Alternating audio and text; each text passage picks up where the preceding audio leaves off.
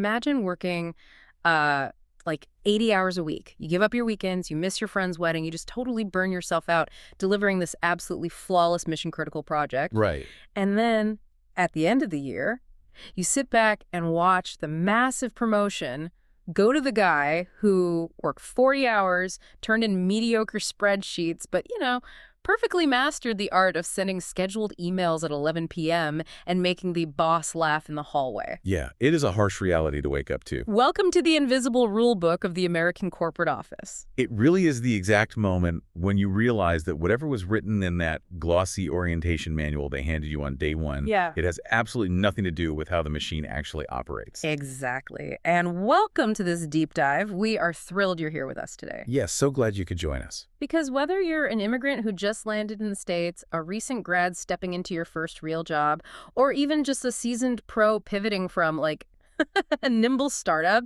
into a towering corporate conglomerate, you are going to slam headfirst into this invisible labyrinth. Almost everyone does. Right. On your first week, HR sits you down. They walk you through the vacation accrual system. They show you the code of conduct. They might even teach you how to calibrate the fancy espresso machine in the break room. You get the operational logistics, the surface-level mechanics of just existing in the building. Yeah, exactly. But nobody gives you the real curriculum. Nobody pulls you aside and explains the unwritten hidden code that governs how Americans actually work, how they truly communicate, and most importantly, how they decide who succeeds and who gets quietly sidelined. They leave that part out. They really do. Yeah. Okay, let's unpack this. Because to survive and thrive here, you have to decode a system that operates on a completely different frequency than anything on paper. It is a fundamentally different curriculum, and what makes it so incredibly challenging to decode is that, well, the vast majority of American workers don't consciously know they are playing a game. Wait, really? They don't know? No, not at all. These rules are so deeply embedded in the cultural bedrock that they are absorbed through osmosis, starting from early childhood. Wow. They follow these professional norms automatically. It's like grammar in your native language. You don't pause to diagram a sentence before you speak. No, you just know it. Exactly. You instinctively know when a phrase sounds wrong. And that is exactly how American office culture functions. It's an ambient, atmospheric set of expectations. It's atmospheric pressure. You can't see it, but it dictates the weather, and if you aren't acclimated to it, it will totally crush you. That's a perfect way to put it. To understand this, I think we have to start by dissecting where this pressure system even comes from. Because if you step back, the American workplace is a deeply bizarre anthropological landscape. It is not universal. Oh, far from it. If Yeah. you take what is considered a standard, highly effective management style in, say, a German engineering firm, Okay.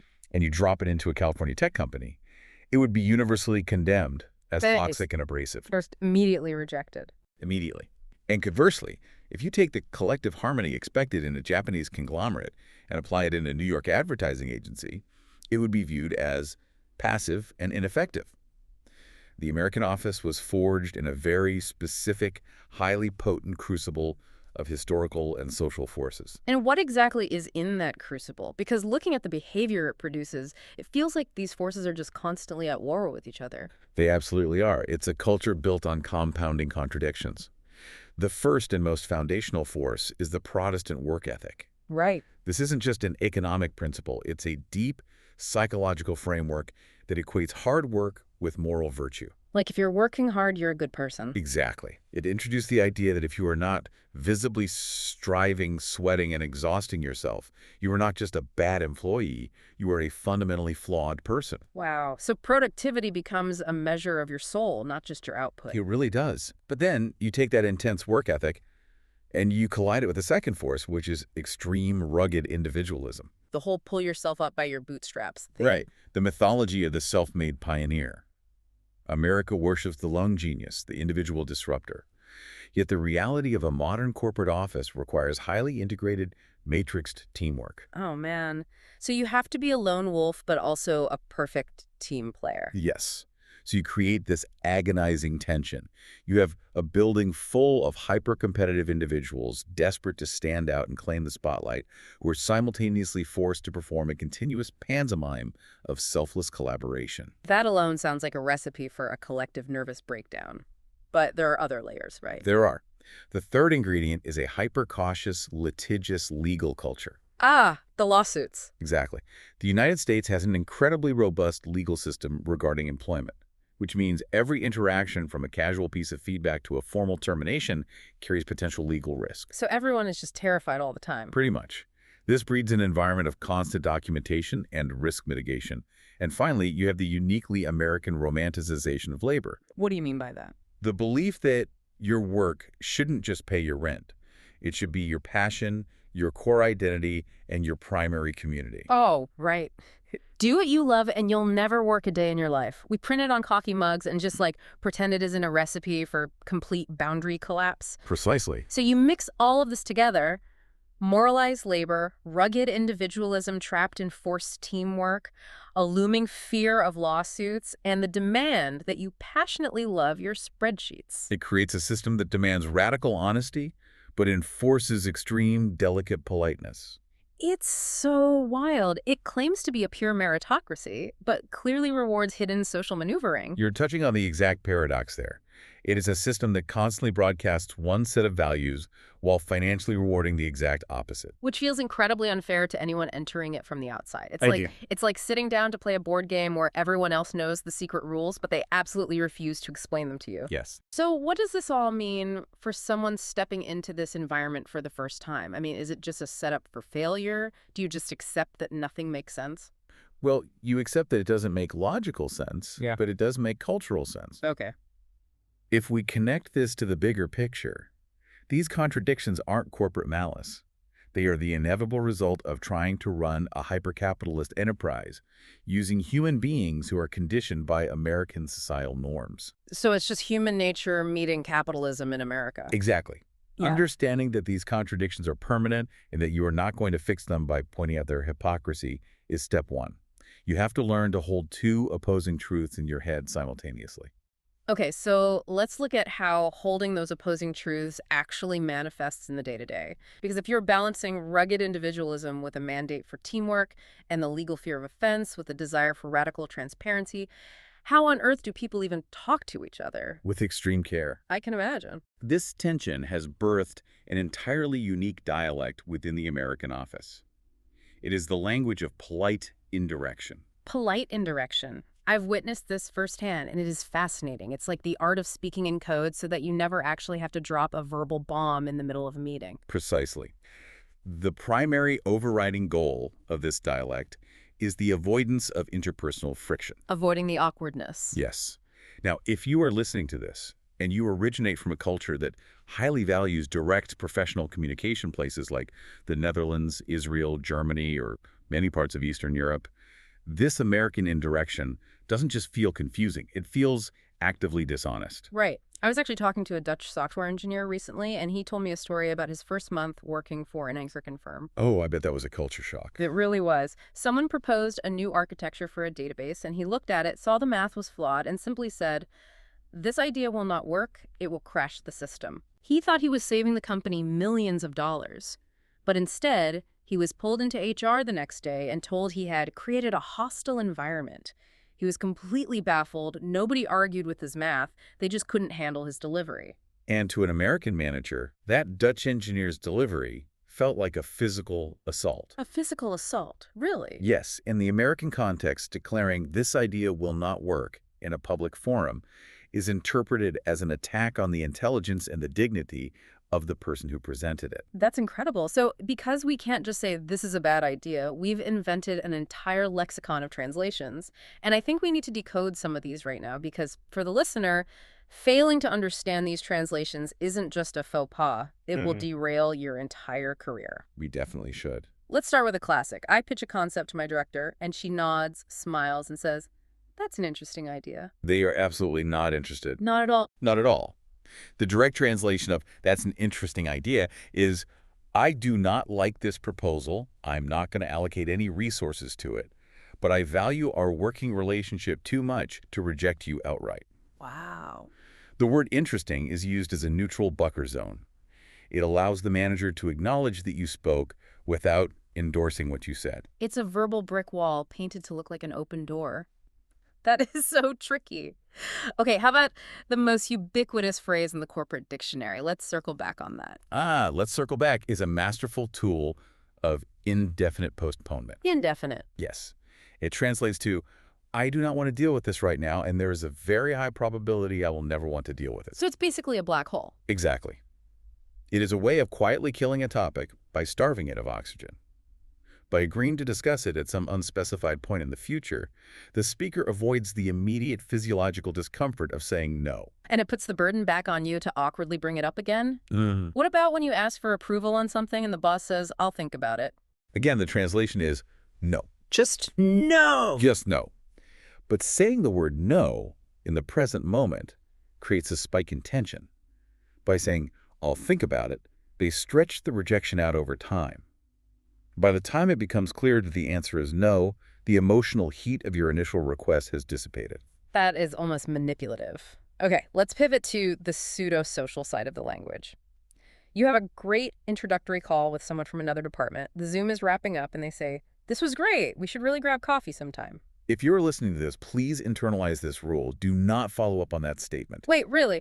But they explicitly suggested coffee. It's a literal invitation. It's grammatically an invitation, but functionally it is a statement of goodwill. We call this a phatic expression. Emphatic expression. The phatic expression is language used for general social interaction, to perform a social function, rather than to convey actual literal information. When someone says, we should grab coffee sometime, they are saying, I recognize you as a pleasant colleague and I bear you no ill will. So it's just a vibe. Yes. If you follow up the next morning with 3 proposed calendar slots for a 30-minute coffee chat, you will severely alarm them. You'll alarm them. It's the exact same mechanism as saying, how are you, to a cashier. If the cashier actually stops scanning your groceries to explain their recent knee surgery and their troubled marriage, you feel totally trapped. Exactly. You didn't want the data, you just wanted the social ritual. The ritual is what matters. Now let's look at how this indirection applies to performance evaluation. Suppose you submit a report and your manager says, good effort.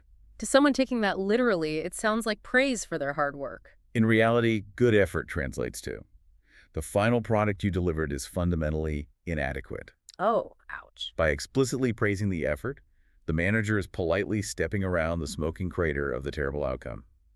They're trying to preserve your self-esteem while signaling failure. Man, that's brutal. What if a colleague looks at a project plan and says, I just want to make sure we're aligned? That is corporate code for a state of emergency. Really? An emergency? Yes, it means we're currently operating on entirely different planets. I am highly concerned that your actions are going to negatively impact my goals, and I am initiating this conversation to establish a paper trail that I tried to correct you. This is unbelievable. It's like everyone is an intelligence operative constantly analyzing the subtext of a hostage negotiation. And this total allergy to directness brings us to the architectural marvel of American communication. The feedback sandwich. Yes, the feedback sandwich is the quintessential American management tool.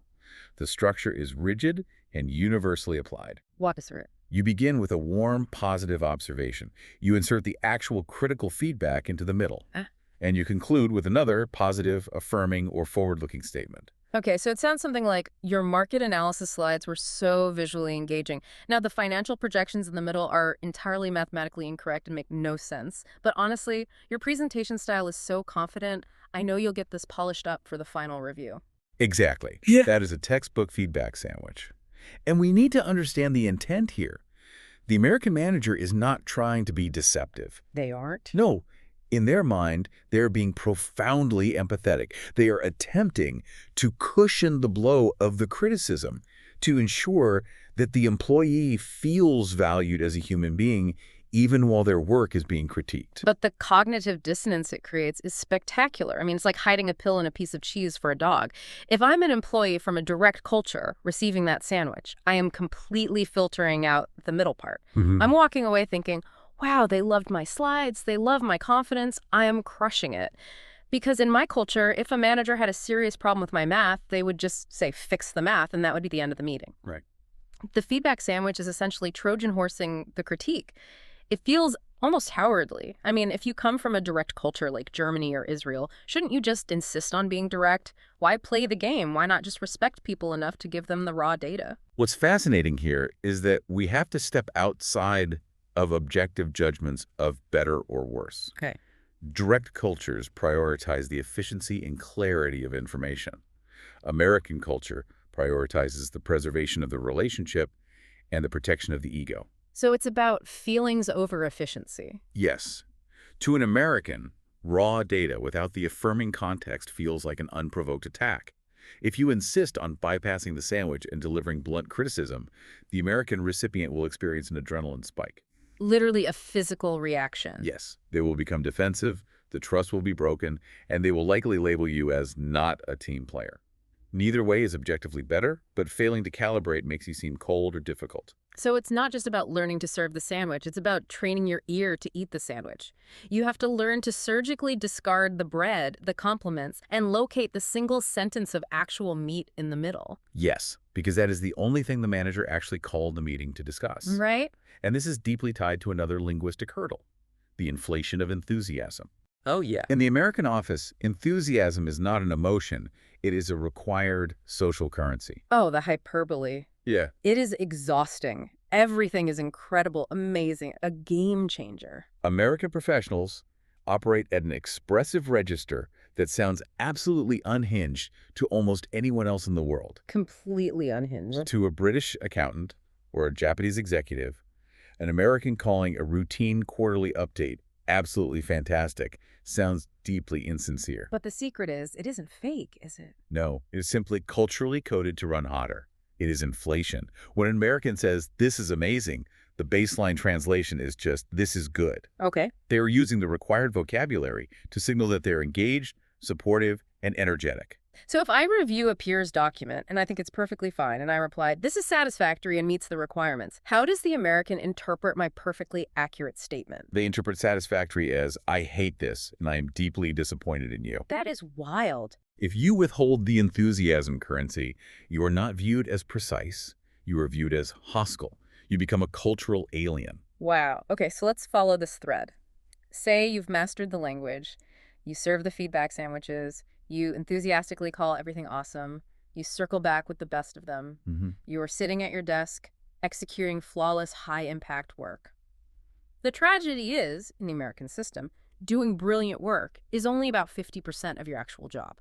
Because if you spend all day managing the optics of your communication, you must also manage the optics of your output. This is the visibility game, and it is the rock upon which so many brilliant, hardworking international professionals and introverts break their careers. Because the assumption, deeply ingrained in many global educational systems and cultures, is that quality is a physical property that speaks for itself.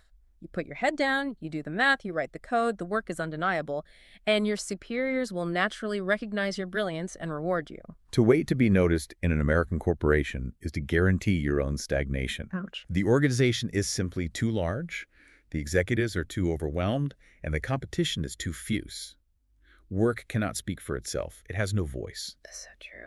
If you do not actively, strategically engineer the visibility of your contributions, they functionally do not exist in the minds of the people who control the promotions and the bonus pools. But how do you do that without looking like a megalomaniac? I can't just walk into the break room and announce, "I am a genius, gaze upon my spreadsheets." It has to be more subtle than that. It is a highly ritualized performance. It starts with a paper trail. Okay. Visibility is about creating strategic artifacts of your competence. For example, the milestone update email. What's that? You don't wait for your boss to ask if the project is on track. You proactively email a cross-functional group of stakeholders saying, "Just wanted to share a quick win." The first phase of the integration is complete ahead of schedule. You are literally manufacturing receipts for your own competence. Exactly. You are forcing them to consciously associate the forward momentum of the project with your name. Then you have the theater of the meeting. In many cultures, you only speak in a meeting if you possess unique, critical information that changes the course of the discussion. Right. In America, verbal participation is a mandatory proof of life. Yes.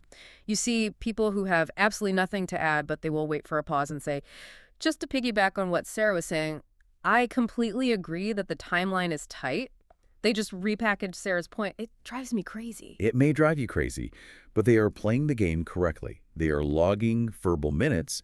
They are ensuring that when the executives leave the room, their voice was part of the chorus. That makes sense. Another major strategy is the selection of work itself, understanding that all work is not created equal when it comes to visibility. Give me an example. Imagine you have two tasks.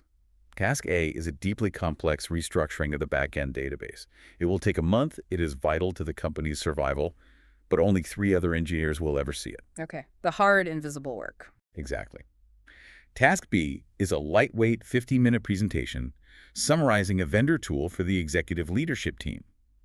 The person who volunteers for Task B will receive a larger career boost than the person who executes Task A. Here's where it gets really interesting, but also kind of exhausting. I have to push back here, because this sounds completely toxic. I understand why you'd say that. If we incentivize the performance of the work over the execution of the hard, invisible labor, aren't we just building a company of politicians? It's like being constantly on the campaign trail. Doesn't this constant self-promotion detract from actually getting the work done? Isn't the work supposed to speak for itself? In a purely logical world, yes. Yeah. But you have to view this through the lens of organizational mechanics. Executives are flying at 30,000 feet. They're too far removed. Right. They cannot look at the back-end database code. They lack the time and often the specific technical literacy. They rely on signals.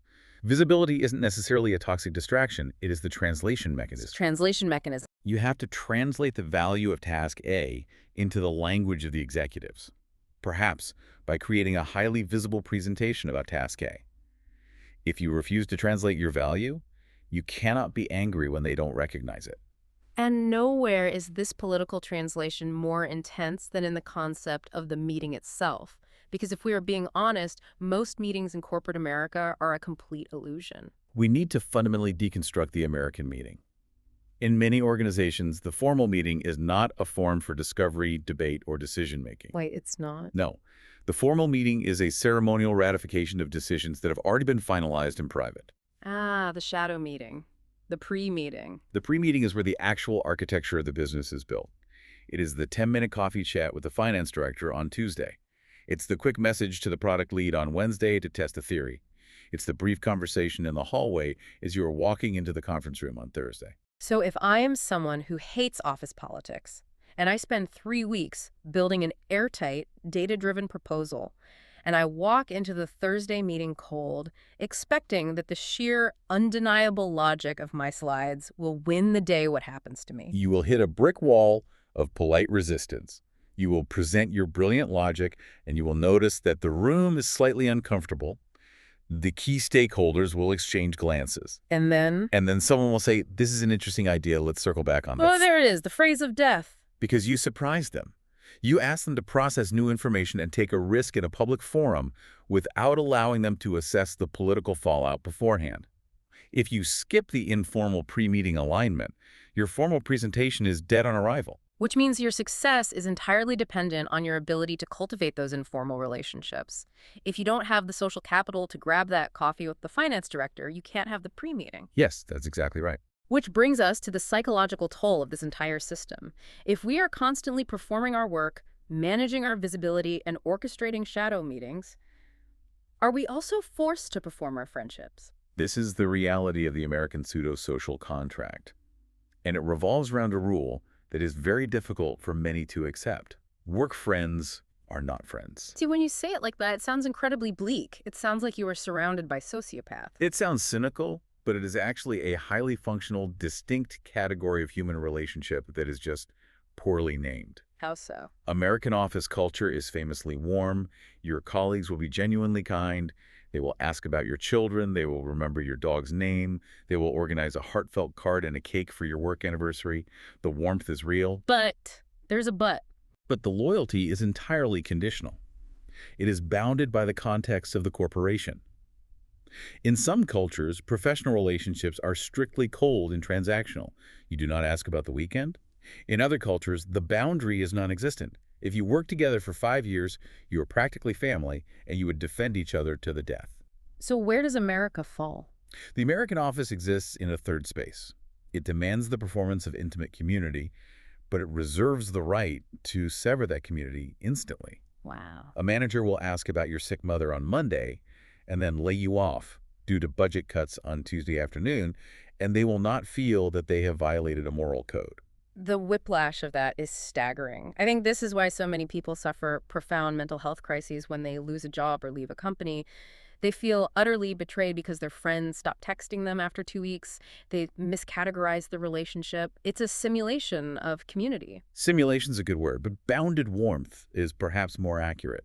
Once you accept the boundary, it can actually be quite freeing. I guess that makes sense. You do not owe your soul to the company, and you do not have to feel guilty for not maintaining these relationships forever.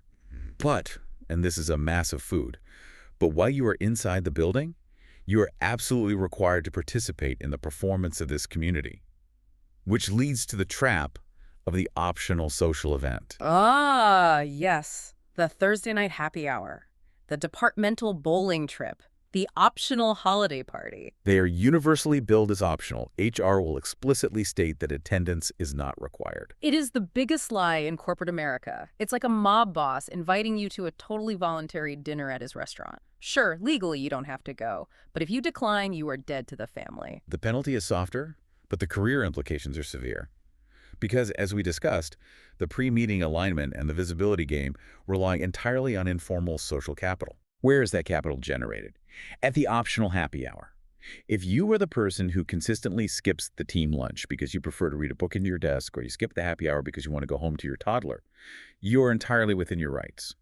But slowly, imperceptibly, management will begin to view you differently. You become not a team player. Yes. You miss the inside jokes. You miss the casual mention of an upcoming project that you could have volunteered for. You become socially isolated, which translates directly to professional stagnation. But think about the profound structural inequity of that. It inherently punishes introverts. It punishes working parents, primarily mothers, who have to rush to daycare. It punishes people who don't drink alcohol for health or religious reasons and feel deeply uncomfortable at a bar. The system rewards those with the unencumbered privilege of free time. It is a massive structural bias. It filters for a specific type of lifestyle and personality. The pragmatic survival strategy for those who are disadvantaged by this is token attendance. Token attendance. Yes. You do not have to stay for 3 hours. You attend a happy hour, you order a club soda, you make sure you have a 5-minute conversation with a senior leader so your presence is logged in their memory, and after 45 minutes, you politely excuse yourself. You pay the minimum tax required to maintain your social compliance. Social compliance. I like that phrasing. And within that compliance, there is one more high-wire act we have to talk about regarding our peers. The politics of credit. Right. Because getting credit for the work is the only way to get paid for the work. Credit is the ultimate finite resource in an organization. How you handle it dictates your reputation. The unwritten American rule for credit is very specific, and it requires dual behavior. Okay. You must give it away generously in public, but fiercely claim it in private. Wait, giving it away but also claiming it, that sounds a bit two-faced. Break the mechanics of that down for me. Imagine you are at a town hall meeting with 50 people, and the VP praises a successful launch that you spearheaded. If you stand up and say, "Yes, my strategy was flawless and I worked incredibly hard," you will instantly be branded as arrogant and toxic. Right. Instead, the cultural script demands that you deflect. You say, "I really have to hand it to the engineering team. David's coding was phenomenal, and Maria's design brought the vision to life. I couldn't have done it without them." By deflecting the praise, you actually elevate your own status. You look like a secure, magnanimous leader who builds up their team. Precisely. However, if you only ever give the credit away, the executive team will eventually forget what your actual function is. They will think David and Maria are the real talent. So you must balance the public generosity with private clarity. Ah, the private one-on-one. Yes. In your closed-door one-on-one meeting with your manager, the script flips. You look them in the eye and say, "I'm incredibly proud of the team's execution, but I want to ensure you have visibility into the fact that the core architectural pivot that saved us a month of time was my specific initiative." You are handing your manager the bullet points they need to fight for your bonus with HR. Exactly. You are arming your advocate. If you only claim credit publicly, you are a narcissist. If you only give it away privately, you are a martyr. You have to master both environments. This delicate dance, acting like everyone is equal, sharing the glory, performing this hyper-egalitarian community while secretly maneuvering for your own individual advancement, brings us to what I believe is the most dangerous optical illusion in the modern American office. It is the myth of the flat organization. The illusion of the flat hierarchy. This was born in Silicon Valley, but it has infected nearly every sector of the economy. Yeah. The company rebrands, they tear down the cubicles, and they proudly declare that hierarchy is dead. It's like an open floor plan building where all the walls are made of glass, but the glass is bulletproof. They tell you, look, there are no corner offices. The CEO wears a hoodie and sits at a standing desk right next to the interns. Everyone is on a first-name basis. We value all ideas equally. We want you to challenge us. And it is a spectacular trap for the uninitiated, because the hierarchy has not been dismantled. It has merely been concealed beneath a layer of casual aesthetics. Exactly. The power dynamics are just as rigid as they were in a 1950s bank. The CEO in the hoodie still decides whose budget gets slashed, who gets the promotion, and who gets escorted out of the building by security when earnings drop. But why? I mean, like a duck gliding smoothly on a pond while paddling frantically underwater? If American culture is so obsessed with radical honesty, why pretend the boss isn't the boss? Why hide the power dynamics? It goes back to the founding psychology of the nation. Americans possess a deep cultural aversion to the feeling of subservience. Oh, interesting. The egalitarian ideal is so strong that overt displays of class, rank, and authority make people incredibly uncomfortable. They don't want to feel like peasants bowing to a lord. So the corporation flattens the social performance to soothe the egalitarian conscience of the workforce, even while the economic and decision-making reality remains strictly, ruthlessly hierarchical. But the danger here is immense, because if you take the stated values literally, you will destroy your career. This raises an important question about how immigrants or new grads fall into this trap. It happens every day. They hear the CEO say, "Challenge me," and they believe it. So in a company-wide meeting with 200 people on Zoom, a junior analyst raises their hand and directly points out a fatal flaw in the CEO's new strategic initiative. And the entire company inhales sharply and just waits for the execution. Exactly, because the unwritten rule is that you cannot actually challenge the sovereign directly in a public forum. You have publicly embarrassed the leader, which violates the prime directive. To navigate a flat organization, you must acknowledge the hidden hierarchy through indirect deference. So how do you actually disagree if you know the CEO is driving the company off a cliff? You weaponize curiosity. Weaponize curiosity. I like that. You use questions, never declarative statements. Instead of saying, "This timeline is mathematically impossible," you soften it. You say, "I'm looking at these projections, and I'm curious how leadership is thinking about the risk factors regarding the Q3 delivery dates." It's so indirect. You escalate the issue through your direct manager, allowing them to massage the message up the chain. You perform the casual first-name basis, but you treat their authority with the utmost caution. And this leads perfectly into the required survival skill of managing up. Because in a hidden hierarchy, you can't just wait for orders from above. Managing up is arguably more important than managing your direct reports. The fundamental shift in mindset is realizing that your primary job is not to execute tasks. Your primary job is to make your manager look incredibly competent to their manager. This means absolutely no surprises. Zero surprises. Americans despise late-stage bad news. If you are failing at a task, the time to flag it is the exact moment you realize it might be at risk, not the night before the deadline. If you surprise your manager with a failure in front of their boss, you have humiliated them, and they will never trust you again. Managing up also means understanding their anxieties, right? Yes. You need to decode what keeps your boss awake at night. What are the specific metrics they're being judged on? If you can frame your daily work as the solution to their specific anxieties, you transition from being an employee to being an indispensable asset. Right. And the final piece of managing up, which makes many people very uncomfortable, is the expectation of explicit self-advocacy. You have to ask for the raise. You must ask. The benevolent manager who meticulously tracks your late nights, recognizes your brilliance, and proactively taps you on the shoulder to offer you a massive raise purely out of a sense of fairness. That is a myth. It doesn't exist. The system is designed to extract maximum labor for minimum cost. If you want a promotion, a raise, or a leadership role on a new project, you must explicitly, professionally demand it, backed by the paper trail of visibility we discussed earlier. Okay, so we are navigating the bulletproof glass of the flat office. We are managing the boss's anxieties. We are carefully translating our achievements. One of the main ways you signal to this hidden hierarchy that you are valuable is through how you use or appear to use your time. The performance of time and busyness. In America, being busy is not a state of logistical capacity. It is a status symbol and a form of identity tied to moral virtue. It is the default setting of the entire economy. If you run into a colleague in the kitchen and say, "How are you?" the standard, universally accepted response is a breathless sigh, followed by, "Oh man, I'm just so incredibly busy right now, back to back all day." And we need to dissect what they are actually communicating when they say that. They are not complaining, they are bragging. They're bragging about being stressed. Yes, they are signaling that they are in high demand. They are demonstrating that the organization relies on them heavily, which means they are important, which means they are secure.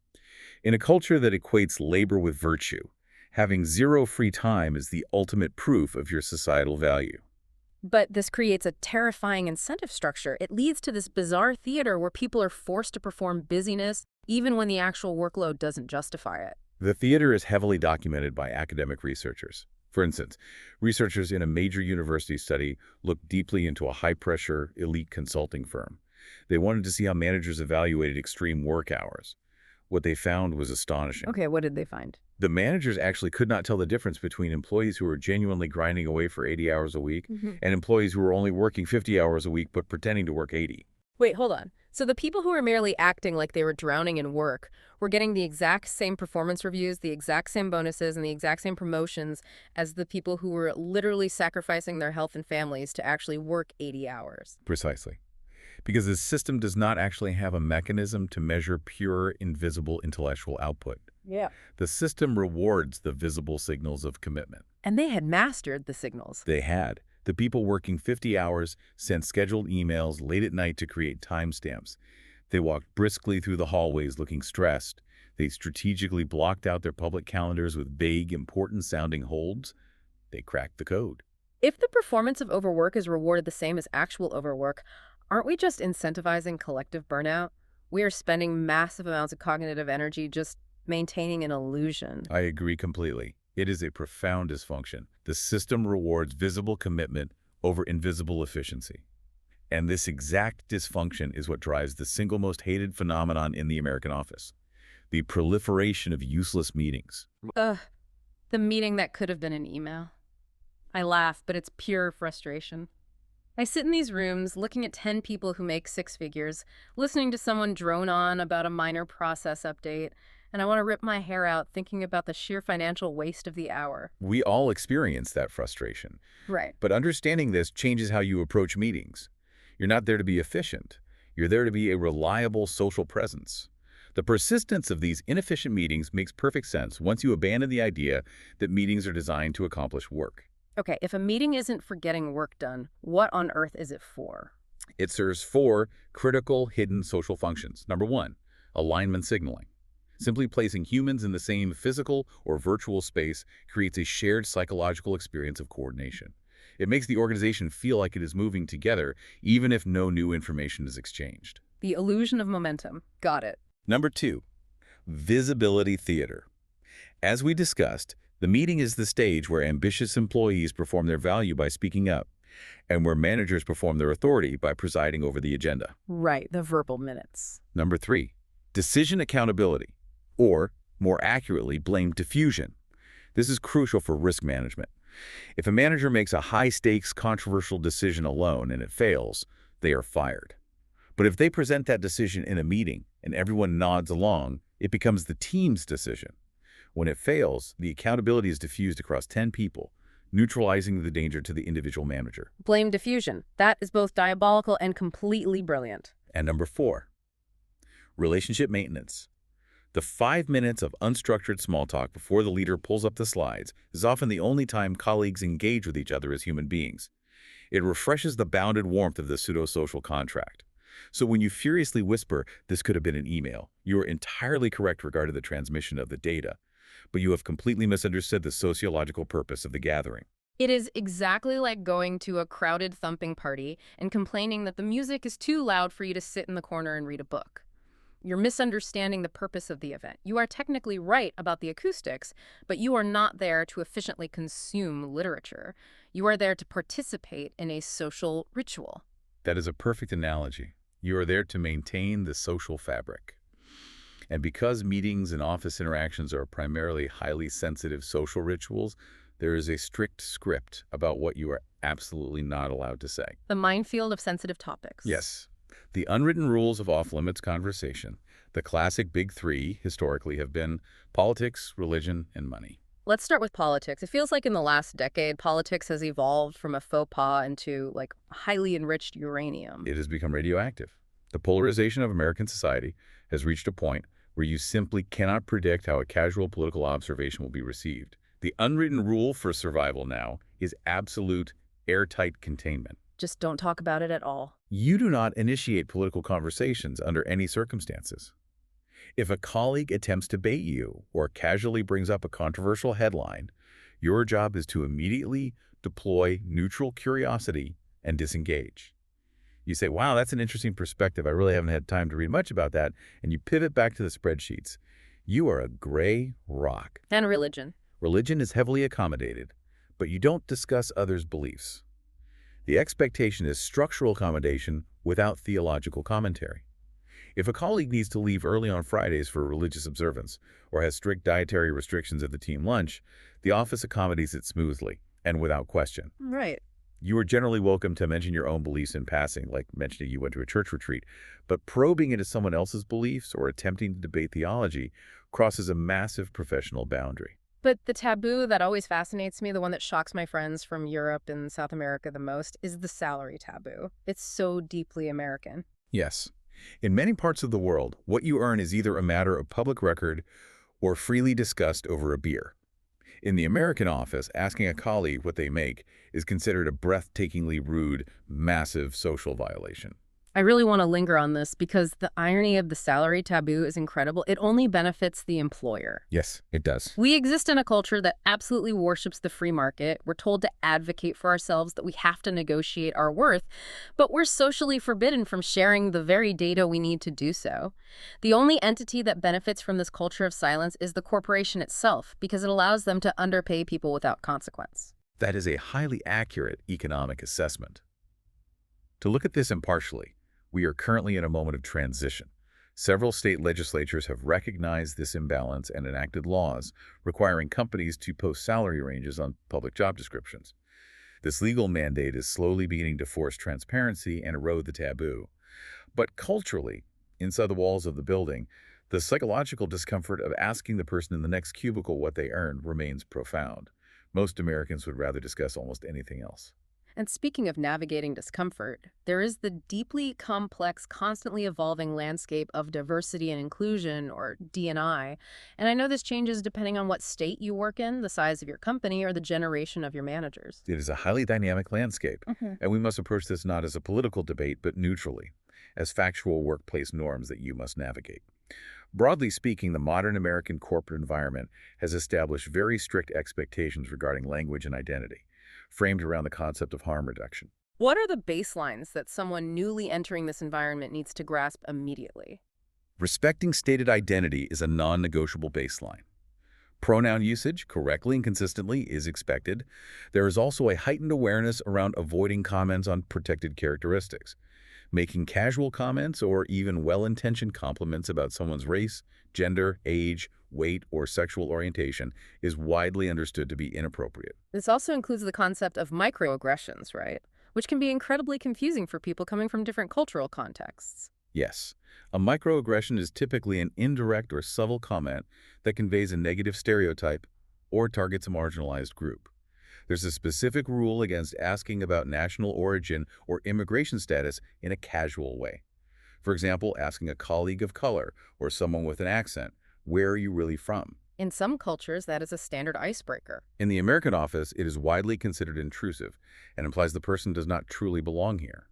For international workers, the intersection of cultural ignorance and evolving American norms requires a clear strategy. Which is? Observe first, ask privately. The unwritten rule is, wait to be told, do not ask, do not probe into people's backgrounds. If you fundamentally don't understand a social norm, pull a trusted colleague aside privately and ask them to explain it. And if you are told that you used outdated language, do not become defensive. Accept it neutrally as vital cultural data, adjust and move forward. All right, so we have mapped out this incredibly complex physical and social web. But recently, all of these complex rules faced a massive disruption. What happens to the invisible rulebook when the office itself goes invisible? We enter the remote work paradox. When COVID-19 hit, everyone packed up their laptops and went home. And now we are locked in this permanent hybrid reality. Did the unwritten rules just die? They absolutely did not die. They permanently altered the landscape, but the rules just adapted and intensified. Because the informal physical enforcement mechanisms were removed, managers lean heavier on digital proxies. Let's talk about the most obvious new rule, the camera on default. In most American professional cultures, the default expectation is that your camera is on for all video meetings. If you keep your camera off, the immediate unspoken assumption is that you are disengaged or multitasking and simply do not respect the meeting enough to be visually present. It feels incredibly invasive. I mean, it reminds me of panopticon surveillance. Jeremy Bentham's prison design. Yes. The cells are arranged in a circle around a central guard tower. The prisoners can never see into the tower, so they never know exactly when they are being watched. So they are forced to constantly police their own behavior. Are we just replacing the performance of sitting at a desk with the performance of staring unblinking into a webcam? It is a digital panopticon. Managers lost the physical proxies of control, so they lean on these digital ones. And this fuels response time anxiety, the expectation of rapid replies. Oh, the Slack notification. Yes. In the remote world, there is an implicit, crushing expectation that instant messages will be answered within minutes. And what happens to the visibility game we discussed earlier? Because out of sight means out of mind. The hyper-intensification of the visibility problem is a massive danger. If you're remote, the spontaneous collisions that build social capital, the chat in the elevator, disappear completely.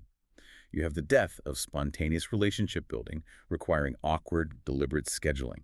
The danger is that remote workers might be liked by their immediate team, but remain completely invisible to the broader organization that controls promotions.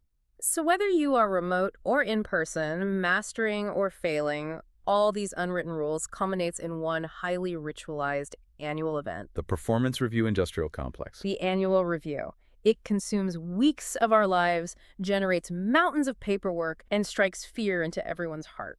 Okay, officially, the stated purpose of the review is to give me feedback and help me grow, right? Officially, yes.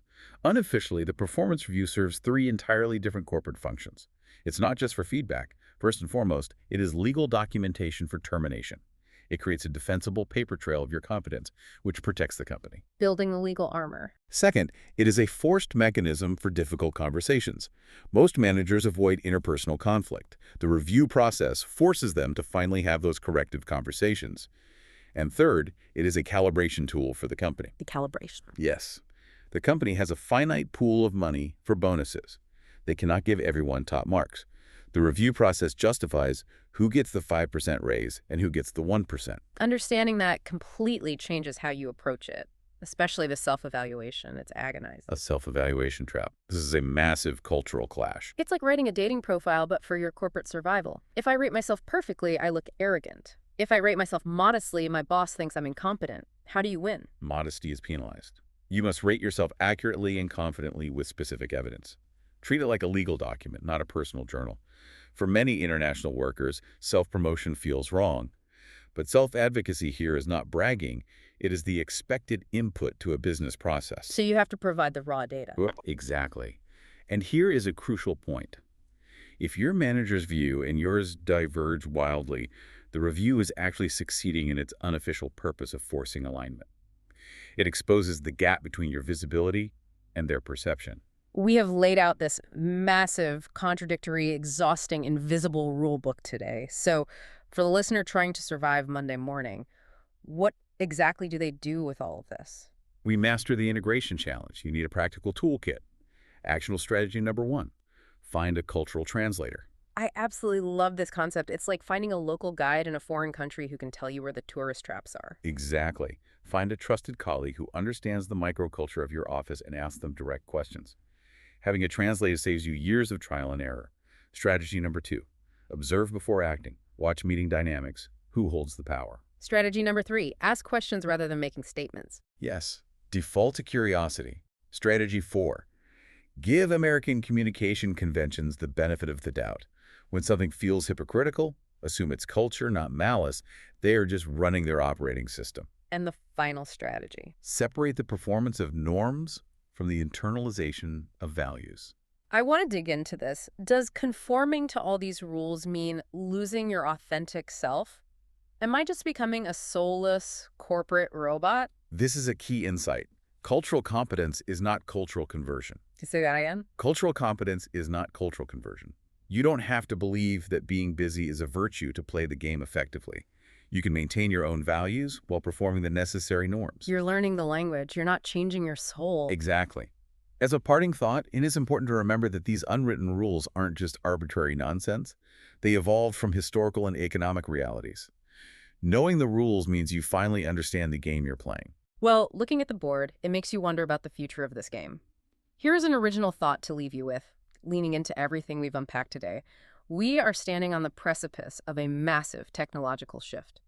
If artificial intelligence and automation eventually take over the actual hard skills and output of our jobs, will the future of American office work simply be 100% managing these unwritten social rules, visibility games, and complex workplace relationships?